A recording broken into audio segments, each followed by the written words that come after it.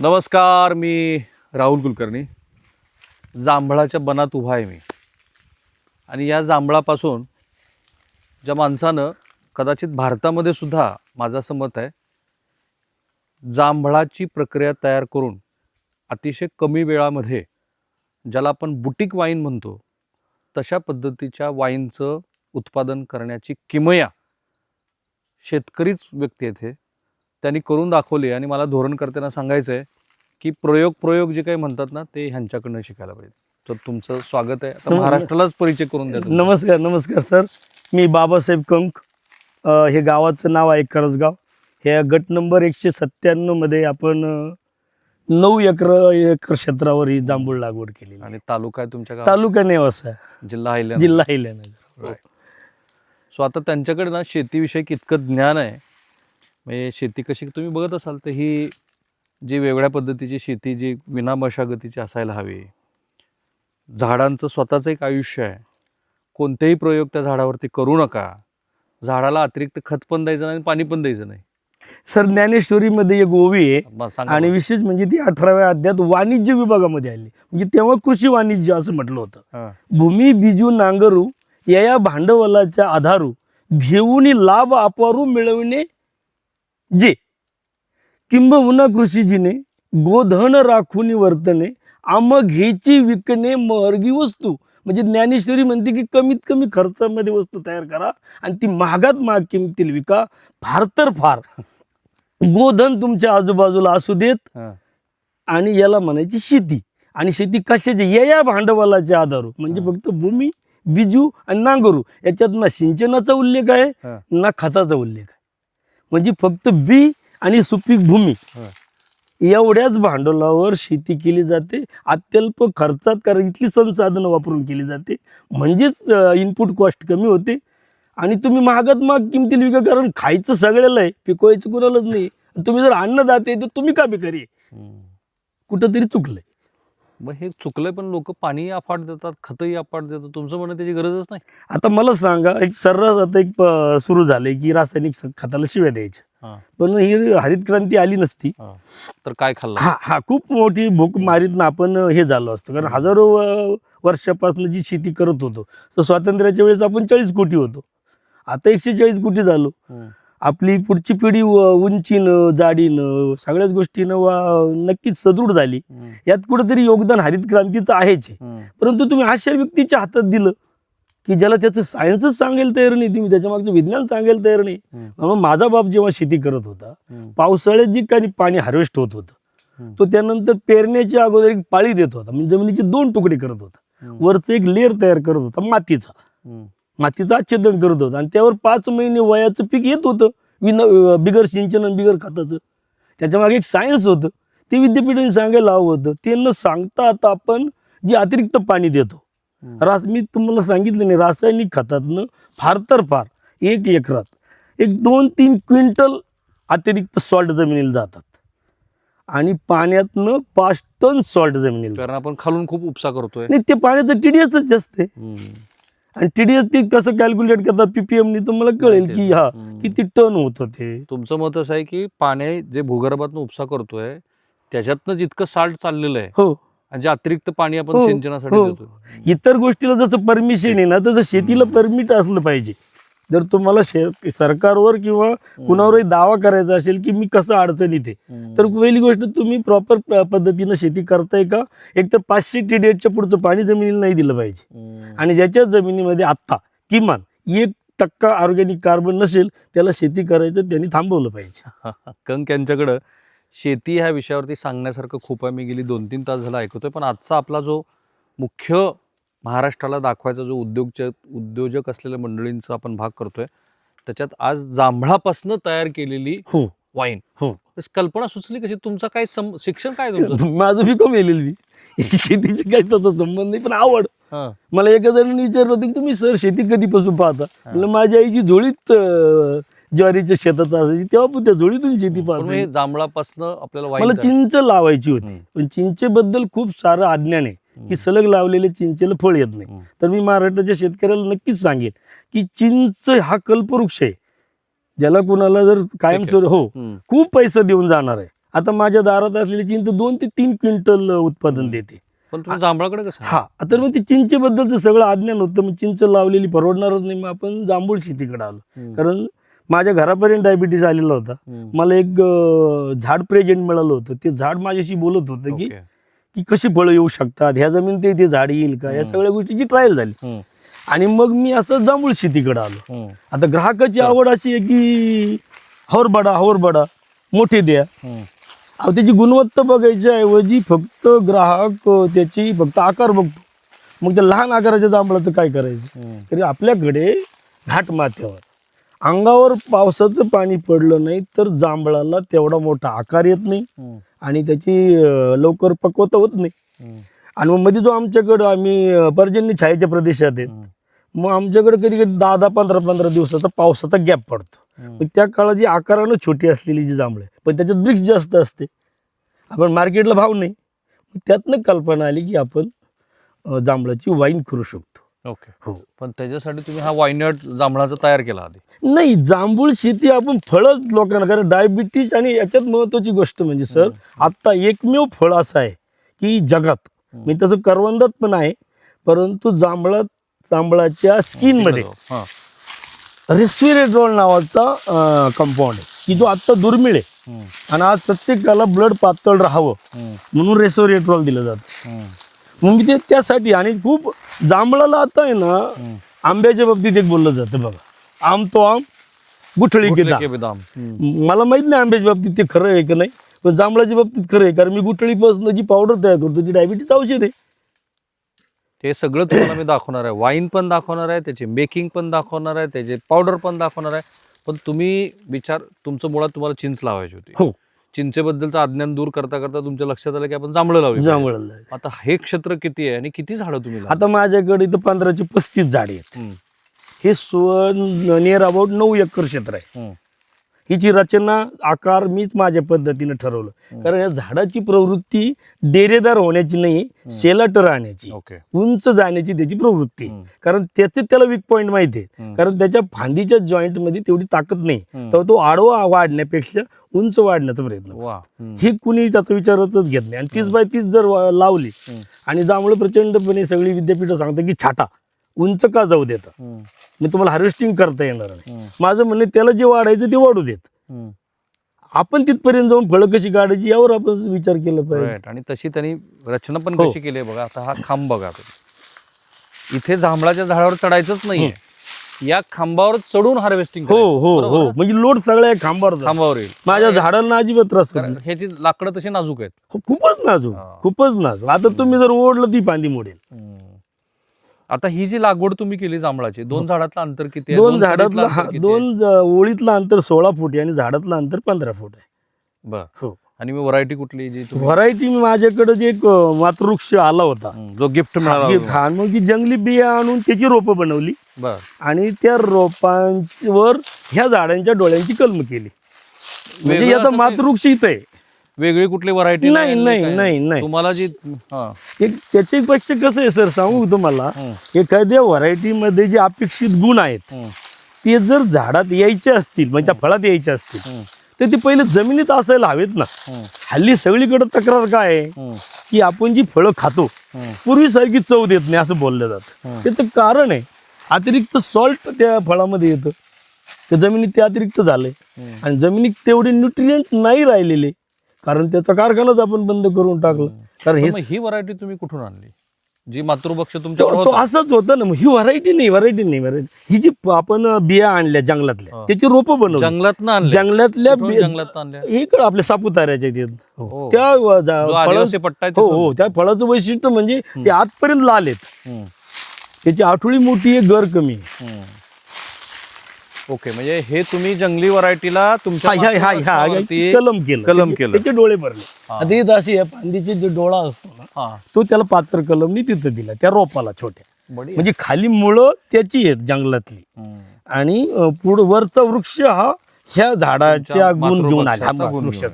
बर. आता ही जी रचना तुम्ही केली, ह्या रचनेनंतर साधारणपणे जांभूळ घ्या किंवा सीताफळ घ्या, जी आपली मूळची पिकं आहेत, माझ्या लहानपणापासून आणि महाराष्ट्रातल्या पण लोक त्यांना माहितीच आहे, पाणी ह्या पिकांना तुलनेनं कमी लागतं, हं. बरोबर. अशा वेळेला तुम्ही ह्याला पाण्याची रचना कशी केली, पाणी किती वेळ सुरुवातीला मी ना ड्रिपनी पाणी दिलं. त्याला सवयच कमी पाण्याची लागली पाहिजे, कारण त्याचा जो मातृवृक्ष होता त्याला मी प्रचंड प्रमाणात पाणी दिलेलं होतं. तेव्हा यावर जर मी विना पाण्याचा प्रयोग केला असता तर कदाचित तेवढं यश आलं नसतं.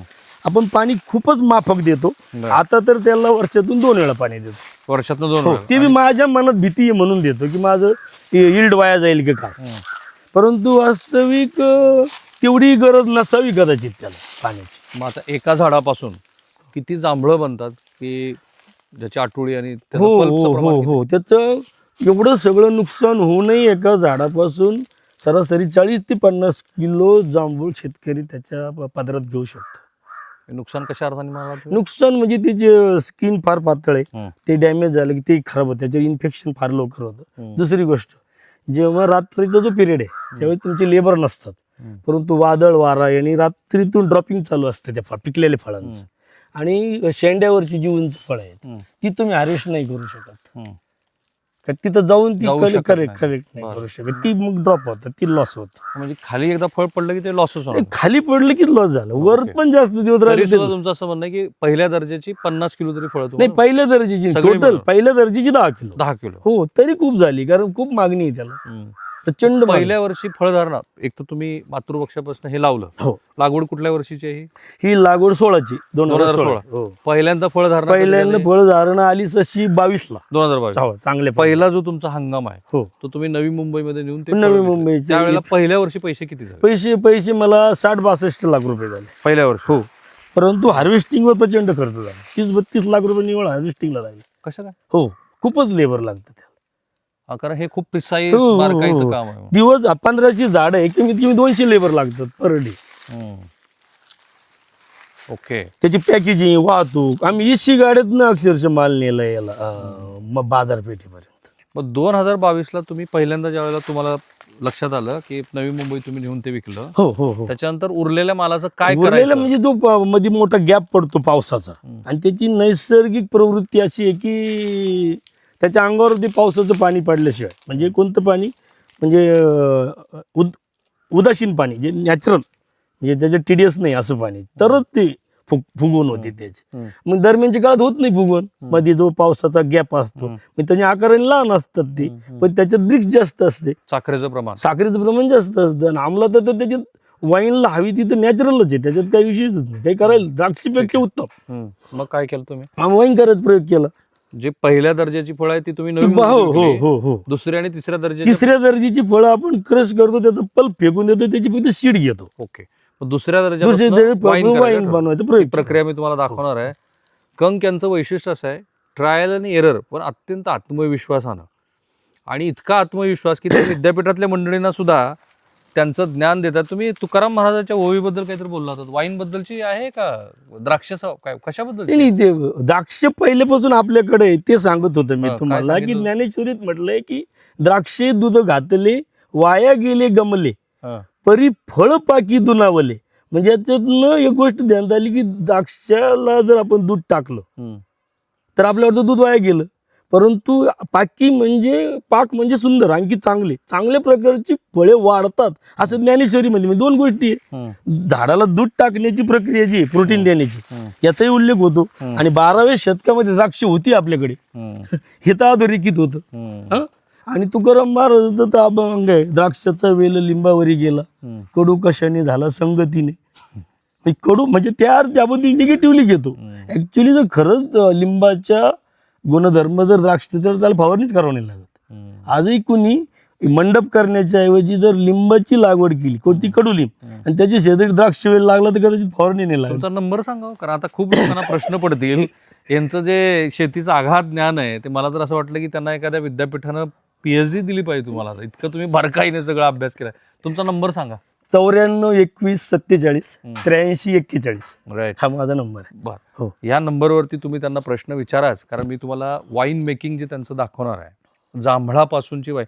पण तुम्ही जे म्हणालात की भारतात तुम्ही एकमेव आहात जांभळापासून वाईन बनवणारे हो असतील हो किती लोक? मला मी गुडगावला गेलो होतो, तिथं मी एक छोटी बुटीक बघितली होती. ह्याला बुटीक म्हणतात. बुटीक म्हणजे छोट्या आकारात जी वाईन केली जाते त्याला बुटीक म्हणतात. ओके, आणि आता थांबा, छोट्या आकाराचं बोलतोय म्हणून आपली टोटल इन्व्हेस्टमेंट किती आहे वाईनच्या बिझनेस? आता माझी 2 कोटीची ओके, इन्व्हेस्टमेंट. म्हणजे 2 कोटी रुपयातनं तुम्ही किती प्रोडक्शन करू फार तर 50,000 करू शकेल प्रतिवर्ष? प्रतिवर्ष. ओके, आणि ह्या एवढ्या झाडात याच्यातलं- झाडाची संख्या किती आपली? मग 1535. 1535 झाडातनं तुम्ही किती वाईन जांभळाची तयार करू शकता? जग 10-12-20 हजारापर्यंत करू शकेल. किती यील्ड येतं त्या वर्षी. 20,000 लिटर. आणि वाईनला जर पुढे चांगली मागणी असली तर मग आपण हार्वेस्टिंगवर आणखी लक्ष देणार. नुकसान कमीत कमी कसं होईल फळांचं ते बघणार.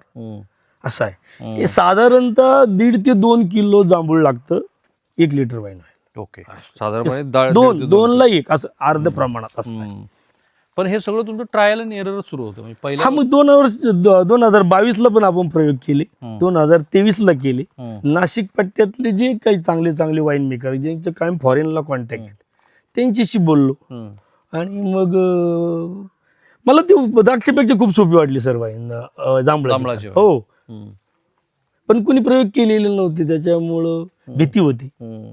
पण मी तुम्हाला प्रश्न असा विचारला होता, काही प्रेक्षक मला असं म्हणतात की तुम्ही जरा मध्येच पाहुण्यांना हे करता, कारण मला त्या वेळेत ते पूर्ण करायचं असतं. मी प्रश्न असा विचारला होता की जांभळाची बुटीक असणारे काही लोक असतील, तुमचं वैशिष्ट्य काय, तुमचं काय वेगळे? नाही, आता तर नाही कुणी आता जांभळात महाराष्ट्रात नाही कुणी असं की तुम्ही एकमेव. हो, आपलं वैशिष्ट्य हे की जनरली जांभळाला हे ज्या द्राक्षाच्या वाईन नरी असतात ते आता एप्रिलमध्ये मोकळ्या होतात, एप्रिल मेला. मग ते भाडोत्री घेणे, मग साचवलेला जो कोल्ड स्टोअरचा पल्प आहे तो विकत आणणे आणि एक साईड बिझनेस म्हणून केला जातो. आपलं वैशिष्ट्य म्हणजे same day harvesting, same day crushing and start the fermentation same day also.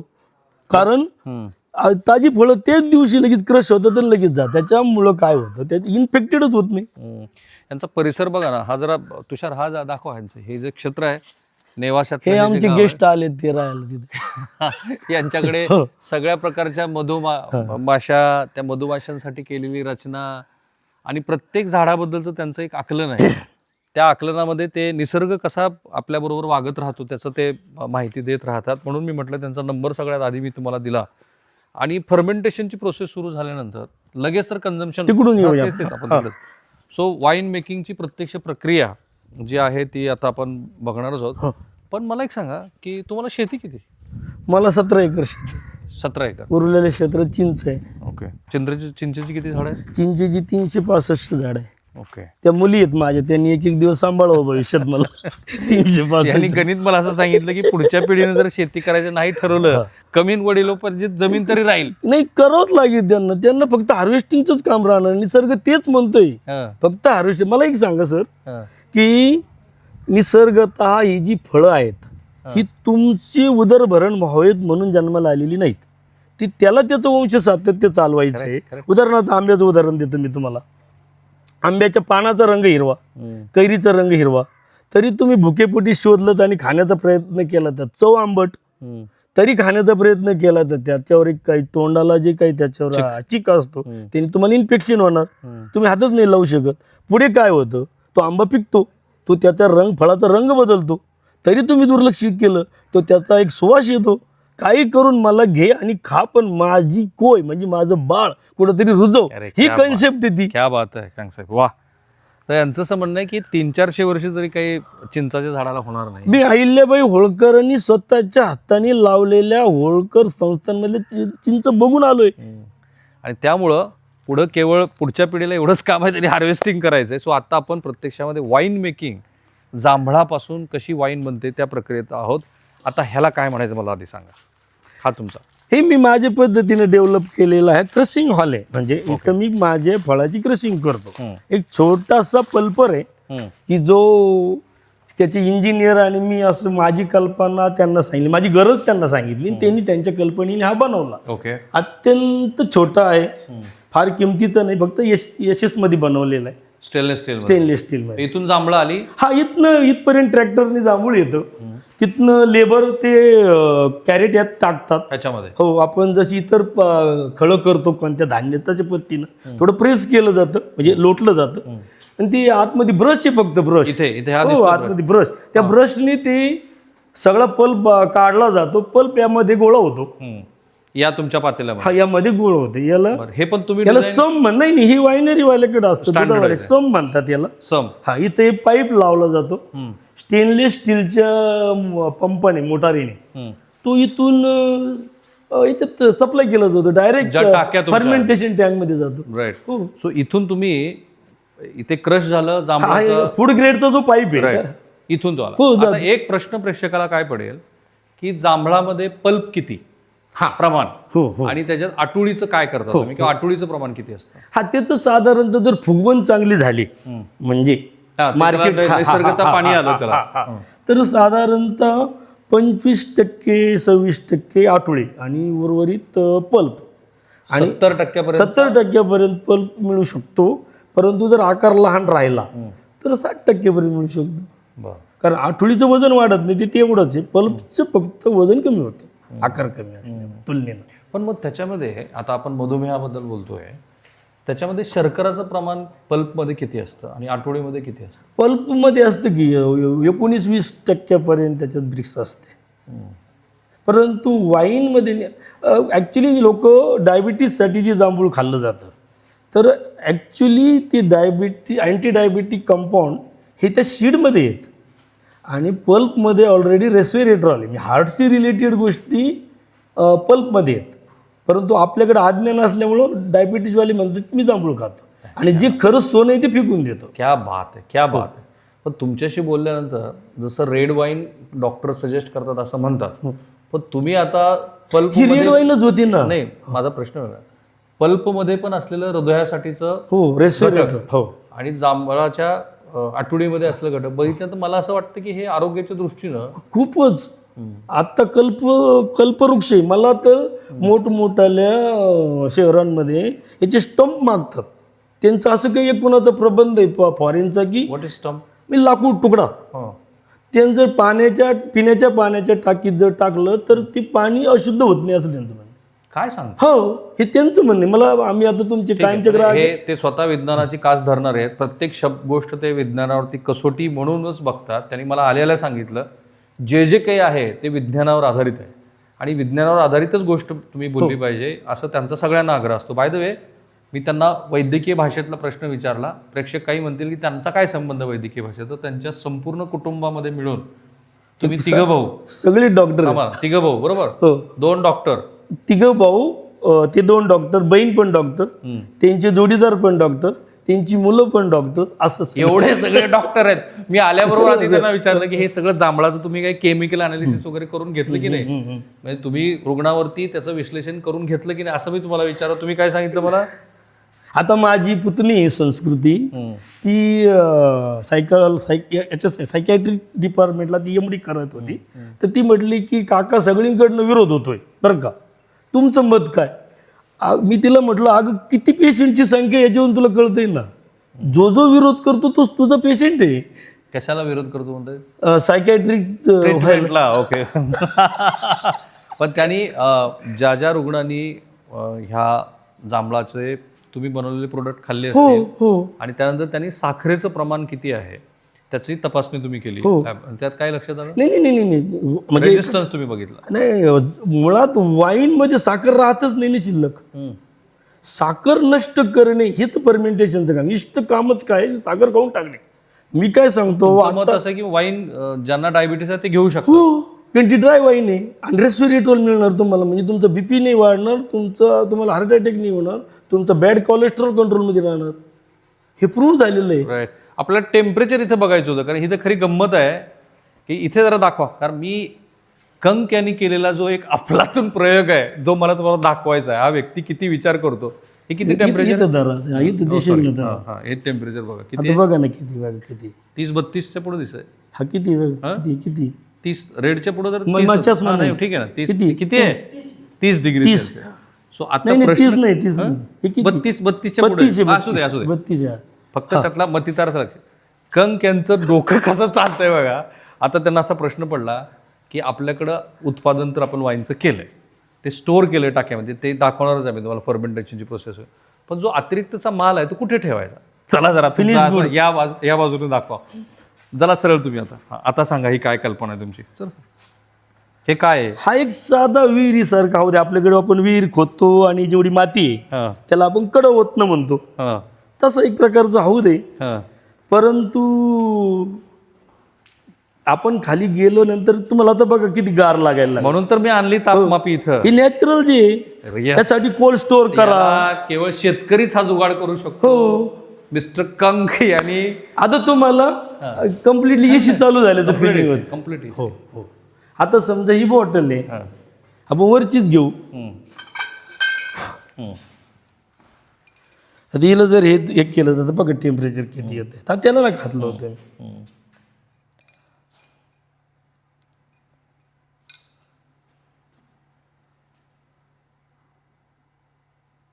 खाली दाखवा.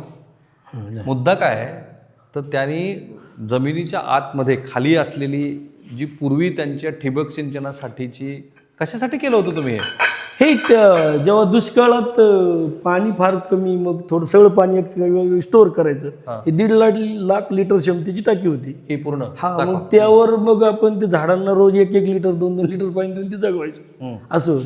मग त्या टाकीचं तुम्ही रूपांतर कशामध्ये आता कोल्ड स्टोअर झाला.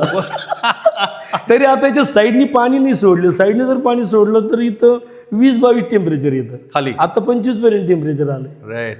आणि त्याच्यातनं त्यांनी मग हे वाईन ज्या आहेत त्या या ठिकाणी स्टोअर करून ठेवल्यात. पुढे आपण खाली येईल का आता ही लिफ्ट? जा लवकर. पण आता तुम्ही इथे एसी बसवणार आहात. हा एसी बघ, 2 एसी बसवणारे सोलारवरती. हो, सूर्य सगळ्यांचा पिता आहे.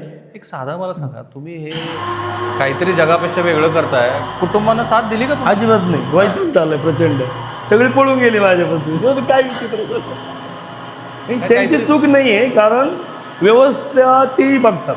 माझ्या घरात 3 पिढ्यापासून एज्युकेशन आहे. 3 पिढ्यापासून एज्युकेशन आहे. म्हणजे माझे आजोबा पण शिकलेले होते, माझे पणजोबा पण शिकलेले होते. पणजोबा माझी होळकर संस्थांमध्ये होते.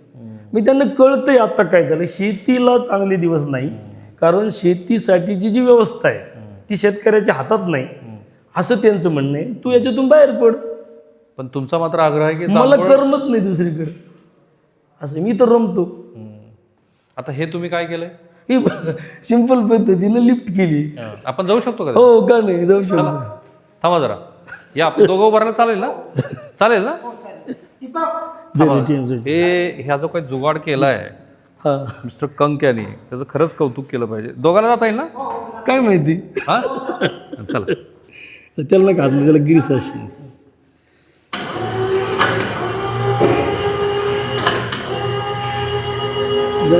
मी पहिल्यांदाच आलोय तुमच्यामुळं. तर हे असले जुगाड करून हा वायनरीतला त्यांनी प्रयोग द्राक्षाचा इथं केला.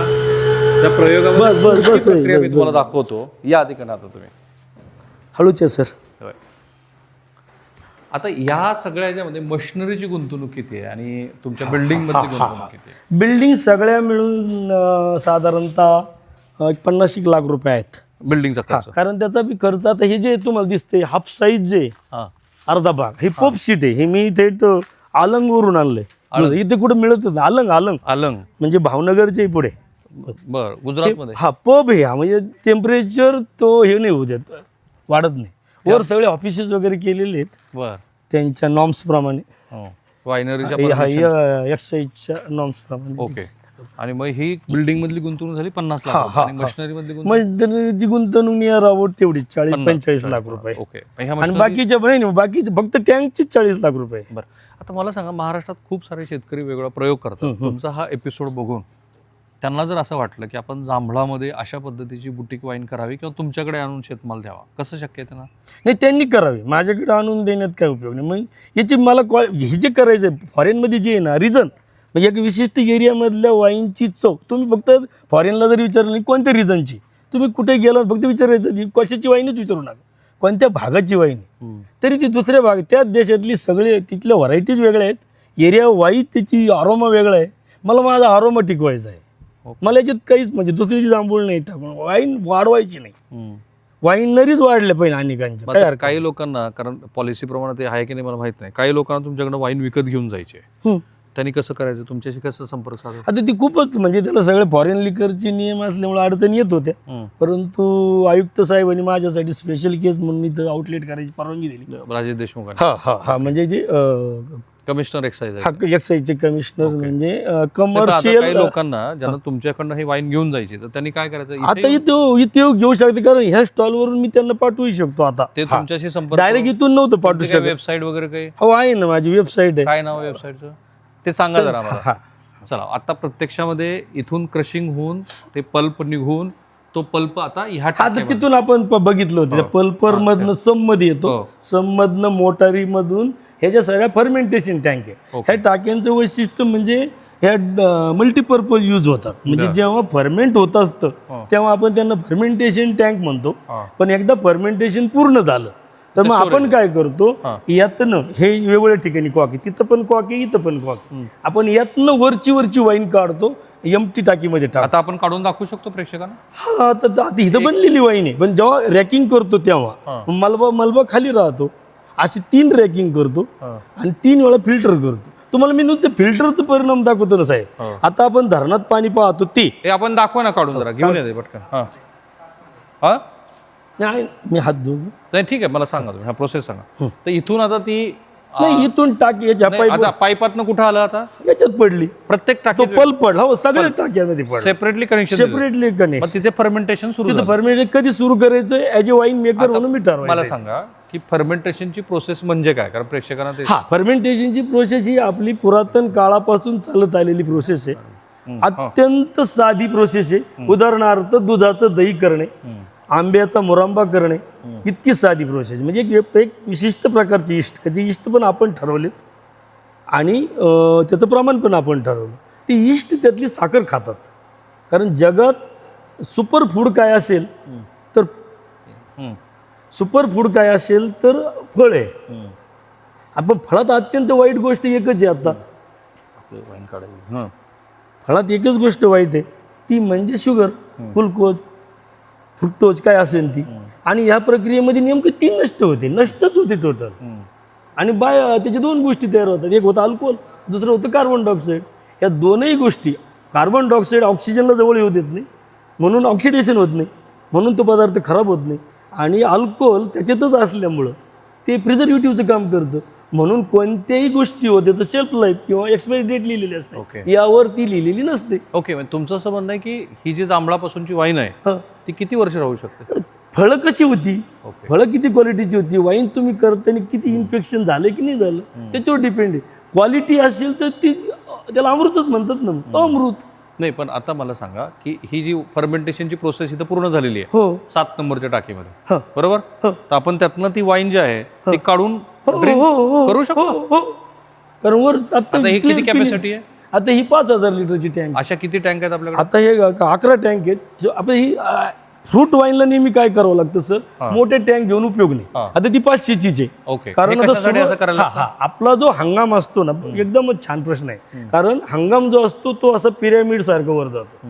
आज 200 किलो जांभूळ निघणार, उद्या मात्र 500 निघणार, असं वाढत जातं. मग कमी असताना तिथं म्हणजे डेट वाईज सुरुवातीला आपण तिथं फर्मेंटेशन सुरू करतो, नंतर इथे सुरू करतो, असं करत इथं जातो. ओके, परत हंगामाला उतार लागतो, म्हणजे परत तोपर्यंत ही टाकी मोकळी झाली असते. हंगाम जसं उच्च पातळीवर जाईल तसं मोठ्या टाकी. आणि मग पुन्हा काय उलट कसं करायचं? मग परत हंगामातला सरती लागते शेवटच्या आठवड्यात, मग तोपर्यंत ह्या टाक्या मोकळ्या जायचे, फर्मेंटेशन पूर्ण झालेलं असतं.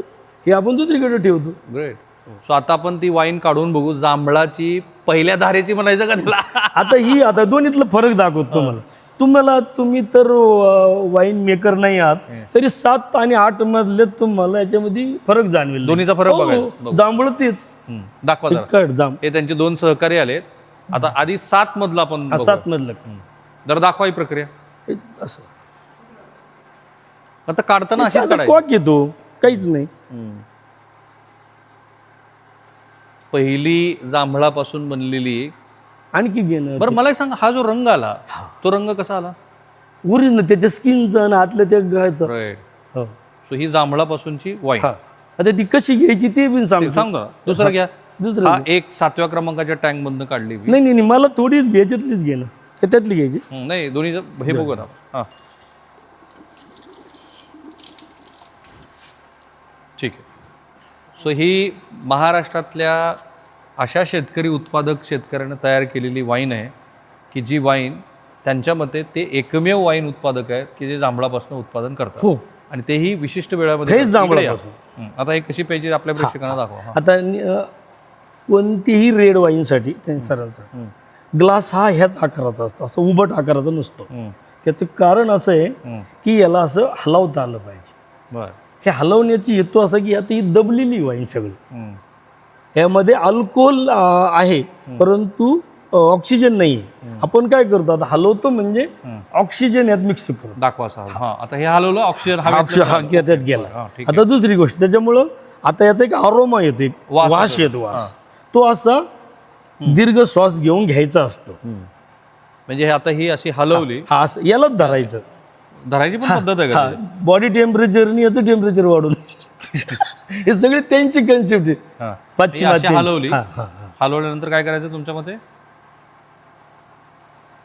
वास घ्यायचा. मला सांगा, हे पण घ्या, दोन्हीतला वास पण वेगळा. हो, फरक आहे दोन्हीतला. आणि आता मी सांगायची गरज नाही, वासवून तुम्हाला कळते फळ कोणतं असं. हा, फळ लक्षात आलं. यात काय केलंय जनरली, आता मला असा अनुभव आला, जे यंग लेडीज आहेत 25-30, त्यांचं म्हणजे आम्हाला डायबिटीस आहे का? नाही.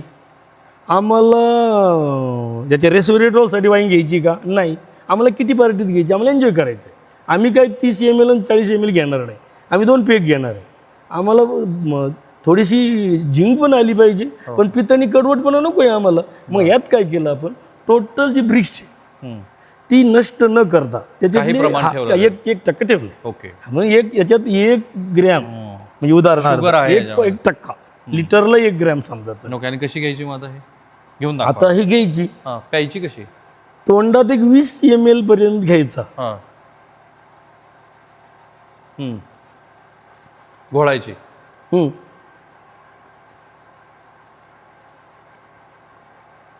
ओके. हेतू हा एक तर लाळेतनं बऱ्याच गोष्टी त्यात जातात, आणि दुसरी गोष्ट जिभेला जे वेगवेगळ्या ठिकाणी वेगवेगळे सेन्स आहेत त्यातनं आता मेंदूपर्यंत क्लिअर गेले याच्यात काय आहे किंवा काय नाही. एवढं घेतल्यानंतरच ऍक्च्युली वाईन लवरने ठरवलं पाहिजे वाईन प्यायची की नाही प्यायची. ती किती किमतीची फेकून द्या ना संदर्भ तुम्हाला. कशावर ठरवायचं? हो, हे घोटानंतर त्या टेस्ट नंतर. हो, तुम्हाला सांगते ती. 1 मिनिट सांगू तुम्हाला सर. समजा आता असं कलर वगैरे, नख पॉलिश वगैरे लावतात लोक, नेल पॉलिश वगैरे, त्याचा जो स्मेल येतो ना, त्यातलं 1% जरी तुम्हाला स्मेल वाटत असेल तर ती वाईन खराब आहे. असं? हो, तो यायलाच नाही पाहिजे. जर हिला 100 वर्ष, 50 वर्ष किंवा 10 वर्ष, 2 वर्ष जरी टिकायचं अशी जरी कल्पना केली तर इथं वेगळं काही यायलाच नाही पाहिजे ना स्मेल. पवित्र जे काहीच नाही यायला पाहिजे. याचा अर्थ असं आहे. एका साध्या शेतकऱ्यानं या वाईन उद्योगाचा केलेला अभ्यास आणि त्याच्यातनं जांभळाची तयार केलेली ही वाईन, त्यांची ही वाईन यार्ड आणि त्यासहित वाईन मेकिंग, भविष्यात काय तुमचा प्लॅन आहे? इथे काय कृषी पर्यटन वगैरे? हा, थोडंसं यावं लोकांनी, बघावं, इथंच वाईन टेस्ट करावी, निवांतपणा, शांतता, याचा आनंद घ्यावा. पशु पक्षी वेगवेगळे, रातवासारखा पक्षी सर माझ्या शेतात की तो आता दुर्मिळ आहे. रातवा? हो. नागराज सारखा नाग तिथं दिसतात की जो फार आजगरासारखा लांब आहे, पण ऍक्च्युली तो नाग आहे, ते दुर्मिळ आहे. असं सगळ्या गोष्टी आहेत तिथं. त्यांनी तुम्ही पाहिलं की तुम्ही कुठेही वाचलं ना, समृद्धीचं मोठं सर्टिफिकेट म्हणजे हे आग्यामोळ ज्या शेतात येऊन राहतं, हे मोठं सर्टिफिकेट इथं नैसर्गिक समृद्धी. मधमाशांचा अभ्यास असणाऱ्यांना विचारत. आणि ही तुमची पॅकिंग युनिट? हा, हे पॅकिंग युनिट. इथे काय करणार तुम्ही आता? पॅक होणार? हा, हे पॅक होणार. आता काय करणार आपण, ज्या पद्धतीनं आता आपण पाहिलं त्या खाली मोटर लावून परत इथे फक्त 100 लिटर वाईन घेणार. ह्या टँक, छोटासा टँक बनवला, तो ह्या फिलरला जोडणार. आणि ज्या काही क्लीन बॉटल्स त्या परतही आपण निर्जंतुक करून घेतो, त्या इथं ह्या टर्न टेबलवर येतात. हा टर्न टेबल फिरतो त्या प्रमाणात, हे सगळं सिटिंग आहे. आणि याचे थोड्या प्रमाणात नायट्रोजन हे केलं जातो, म्हणजे जरी काही थोडं काही झालं असेल. आणि इथं फिलिंग होते, इथं कॅपिंग, इथं कॅप येतात, इथं सिलिंग होतं, कॅपिंग होतं इथं, आणि इथून बाहेर पडतो. आणि आज लकीली आमची ही ऑर्डर झाली नेचर बास्केटला. आज आमची पहिली ऑर्डर झाली. नेचर बास्केटला? हो, 17 ठिकाणी. मग चांगले 3 स्टार हॉटेल, त्याच्यानंतर मेट्रोपॉलिटन सिटीज मधले वाईन शॉप इथं आता थोडी ऑर्डर मिळते जांभळाची. हो हो हो. आणि जांभूळ म्हणून त्यांना घ्यायचंय, फक्त विक्री व्यवस्थित प्रचंड अडचणी आहेत. द्या द्या द्या. सो आत्ता तुमचं असं मत आहे की लोकांनी आता तुमची ही जांभळाची वाईन टेस्ट केली आहे, हो, आणि त्यांचा पहिला फीडबॅक आहे खूपच सुंदर, अशी वाईनच आम्ही कधी घेतली नाही, हेच वाक्य प्रत्येकाचं. आता हा हे सगळं जेव्हा बघतील ती लोक, तर ते तुम्हाला फोन करून सांगतील की हो, इट इज ट्रू. तर त्यांचा हा जो ब्रँड आहे बघा, माझ्या रोजच्या प्रवासामध्ये इतके, मी तर म्हणेन की आगळे वेगळे लोक भेटतात. कुठं नेवासा, कुठं तिथून एक छोटंसं गाव आहे, आणि त्या छोट्याशा गावामध्ये स्वतःच्या दृढ निश्चयानं हा जो काही व्यवसाय त्यांनी उभा केला आहे, मला असं वाटतं की महाराष्ट्रामध्ये अशा उद्योगधंदे करणाऱ्या मंडळींची, त्यांनी एक मला वाक्य सांगितलं होतं. तुम्ही काय म्हणाल? देव आणि हो, काय, देव आणि सरकार यावरचं अवलंबित्व एक तर बंद केलं पाहिजे, आणि त्यांच्याकडे काही मागणं बंद केलं पाहिजे. हे ज्या दिवशी शेतकरी करेल, नाही तो देणार आहे हो सर. सृष्टीचा जर तो एक ट्रस्टी आहे, तर त्याला काय मागायची गरज आहे? अहो, संत सावता महाराज पण शेतकरी होते, कितीची जमीन होती त्यांना, ते तिथले तिथं पांडुरंगाकडे जात नव्हते. एकदा चुकून गेले तर 4 लोकांनी प्रश्नांकित करू नये म्हणून त्यांचा एक अभंग आहे, सांगा ना. टिळा विरक्तीचा कपाळाशी ल्यालो, मागणेन काही सांगा यास आलो. ते निठ्ठला सांगितलं, तुझा गैरसमज व्हायला बसला, मी काही मागायला आलो काय? क्या बात, मुझे कुछ नाही चाहिए. ही त्यांची ही व्हरायटी आहे. तुम्हाला ही कम्प्लिटली ड्राय, ही प्रीमियम. मी तुम्हाला नाही म्हटलं की ती 1% पण शुगर यात नाही ठेवलेली. ओके, होईची मजाच वेगळी. ही वाईन सर युगांडाच्या लोकांनी हे केलं. आपल्या पंजाब, बिहार ह्या सगळ्या चीफ सेक्रेटरींनी वाईन टेस्ट केली दिल्लीला, आणि एक बॉटल विकत घेतली इमानदारी. फूडच्या सेक्रेटरी आले होते, म्हणजे मुझे फ्री में नाही चाहिए. काय किंमत तुम्ही आता याची? याची आता ही 1500 रुपये, याची 1400 रुपये. थोडीशी ज्याच्यात अर्क आहे, हा ही जाणून बुजून ना, ज्याला तुरट चव नकोशी त्यांच्यासाठी स्वीट ठेवली थोडी, मी तिला स्वीटी म्हटलं. आणि अशा किती ह्या दोन तुमच्या व्हरायटी? दोनच. हो, यानंतर आपण शॅम्पेन पण बनवणार आहे. शॅम्पेनची प्रोसेस काहीच वेगळी नसते. ते नाव आपल्याला काहीतरी विचित्र वाटतं. जे टँकमध्ये करतो आपण, ते बॉटलमध्ये करायचं, मायनस टेम्परेचरला नेलं की हे जो हे आहे लीज, किती येऊन साचते ती, आणि ती सॉलिड होती. तेवढं काढून हा इष्ट मेलेली इष्ट पण असतात त्याच्यात, आणि यातले पण सॉलिड भाग असतो ना, तो इथे येऊन थांबतो. हा भाग काढून टाकला की तिथं हे व्हावं, फक्त स्पायकलिंग काय म्हणतात त्याच येथून. चॅम्पियन म्हणजे फक्त असा आनंद उत्सव साजरा करतात. राईट. आणि महत्वाचं काय की ते मगाशी म्हणाले की हा कल्पवृक्ष आहे जांभळ, त्याचं मुख्य कारण आहे की आठवडीपासून हा प्रोडक्ट त्यांनी बनवला आहे, आणि हा कम्प्लिटली दुर्लक्षित राहिले सर. विशेष म्हणजे यातले बनवलं म्हणजे आपण फक्त बियाची पावडर करतो, यातले औषधी गुणधर्म निसर्गाने केव्हा दिलेले, म्हणून आपली टॅगलाईनच आहे, मानव निर्मित आजार त्याच्यावर निसर्ग निर्मित औषध. भारीच आहे, मानव निर्मित आजारावरती निसर्ग निर्मित. आता डायबिटीज आपण उडून आणला, पण हजारो वर्षापर्यंत आठवडीमध्ये. Okay, great. आता हे नाव तुम्ही ह्याला काय दिलंय? ह्याचं नाव मी निसर्ग जांभूळ नावाने माझी फळं विकतो. ह्याचं काय नाव तुला? जांबुला. जाम म्हणजे एक छोटासा पेग अशा अर्थाचं होतं, आणि जाम म्हणजे दुसरी गोष्ट त्या जमिनीचं आर्क अशा अर्थीचे. Sheep the flavour of the farm असं मला म्हणायचं. शेतापासूनच हा शीप. त्या तुम्ही आता हे वाईन नाही घेते, त्या हे एवढे सुंदर बनलेल्या नैसर्गिक दृष्ट्या परिपक्व असलेल्या जमिनीचा स्वाद घेत आहे असं मला म्हणायचं. हा, माझी वाईन घेता मी, तुम्ही सगळे मायक्रोन्युट्रिएंट घेता की जे तुमच्या पुस्तकात पण नाही, विद्यापीठाला पण माहिती. जबरदस्त. मी इथे थांबतोय. या प्रेक्षकाचं खरंच कौतुक आहे, म्हणजे ह्या उद्योजकाचं खरंच कौतुक आहे. कोणतीही पार्श्वभूमी नसताना अगदी शेती 12-15 एकर 17 एकर शेतीतनं ह्या व्यवसायाची कल्पना सुचते काय, त्याच्यावर अभ्यास करतात काय, आणि आता किती माल आहे आपल्याकडे? आता 20,000 लिटर उत्पादन करण्या इथपर्यंत हे शेतकरी पोहोचतात.